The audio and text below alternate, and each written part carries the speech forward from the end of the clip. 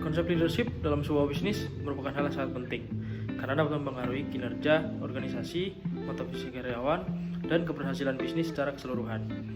Ada beberapa tipe gaya kepemimpinan. Yang pertama adalah visionary leadership, di mana seorang pemimpin memiliki visi jangka panjang untuk bisnisnya.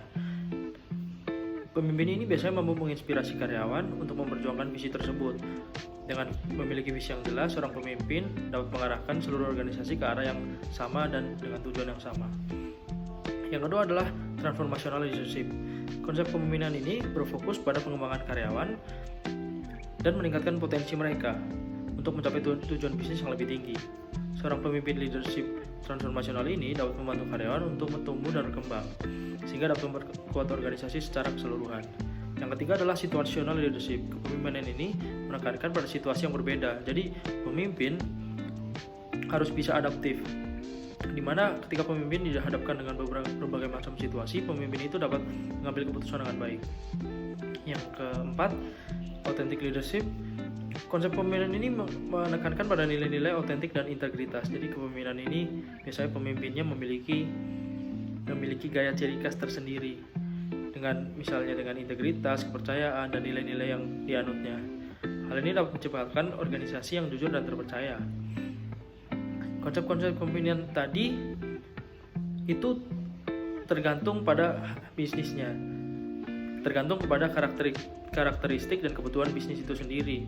Penting bagi seorang pemimpin untuk memahami gaya kepemimpinan yang paling sesuai untuk organisasinya. Apakah itu organisasi usaha bisnis atau jasa dan lain sebagainya. Dan pada intinya mereka harus selalu bisa mengembangkan diri untuk menjadi pemimpin yang lebih baik sehingga tujuan perusahaan dapat tercapai.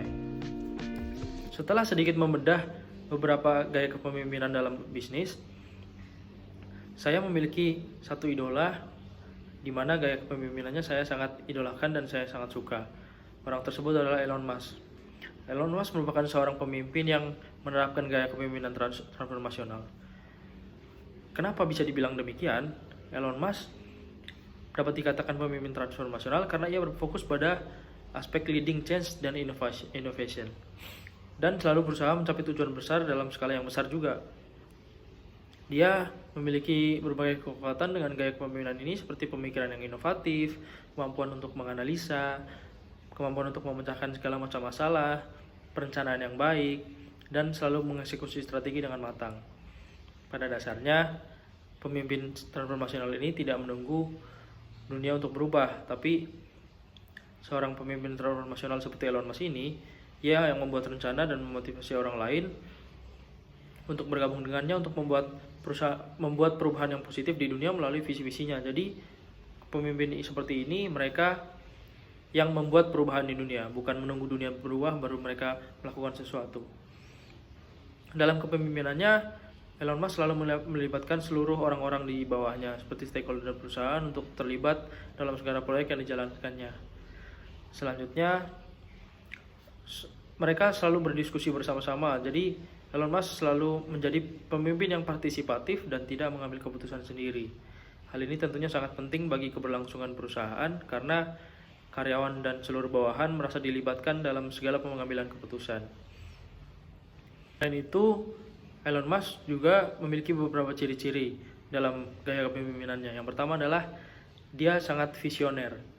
Elon Musk selalu dikenal dengan ambisinya seperti mengunjungi Mars dan mengubah cara dunia menggunakan energi. Seperti penciptaan mobil listrik Tesla, dia adalah orang pertama yang menciptakan mobil listrik.